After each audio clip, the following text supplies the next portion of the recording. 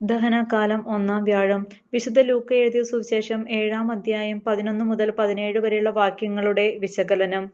നായിമിലെ വിധവയുടെ മകനെ ഉയർപ്പിക്കുന്നു. ലൂക്കാ സുവിശേഷത്തിൽ മാത്രം കാണുന്ന ഒരു സംഭവമാണിത്. മരിച്ചവരെ ഉയർപ്പിക്കുന്ന 3 സംഭവങ്ങൾ സുവിശേഷത്തിൽ നാം കാണുന്നുണ്ട്. 1. മരിച്ച ഉടനെ ശതാധിപന്റെ മകൾ. 2. മരിച്ച ശവമഞ്ചവുമായി നീങ്ങുമ്പോൾ നായിമിലെ വിധവയുടെ മകൻ. 3. മരിച്ച 4 നാൾ കഴിഞ്ഞ് ലാസർ. അനുകമ്പ തോന്നിയത് കൊണ്ടാണ് യേശു ഈ അത്ഭുതം പ്രവർത്തിക്കുന്നത്. ദൈവസ്വഭാവത്തെ ദ്യോതിപ്പിക്കാനും വിളംബരം ചെയ്യാനുമുള്ള അവസരമായിട്ടാണ് യേശു ഇത് പ്രവർത്തിക്കുന്നത്.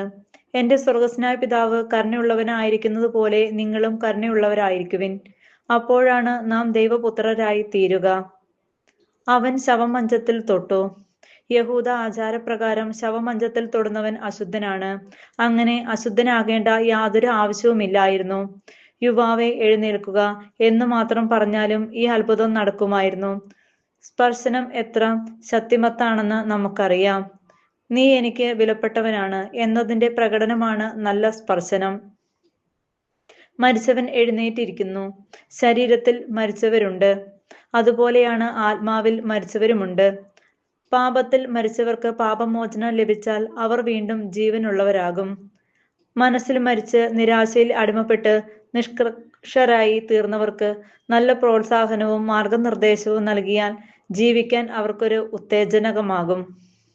ഒരു വലിയ പ്രവാചകൻ നമ്മുടെ ഇടയിൽ ഉദയം ചെയ്തിരിക്കുന്നു. കർത്താവ് നമ്മെ സന്ദർശിച്ചിരിക്കുന്നു. വലിയൊരു സുവിശേഷ പ്രഘോഷണത്തിന്റെ തുടക്കമാണിത്.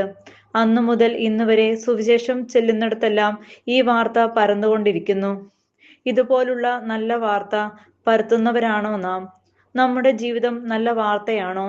എങ്കിൽ എപ്പോഴും നല്ല വാക്കുകൾ മാത്രം പറയുന്ന, നല്ല വാർത്തകൾ പരത്തുന്ന സുവിശേഷകരായി നാം മാറും.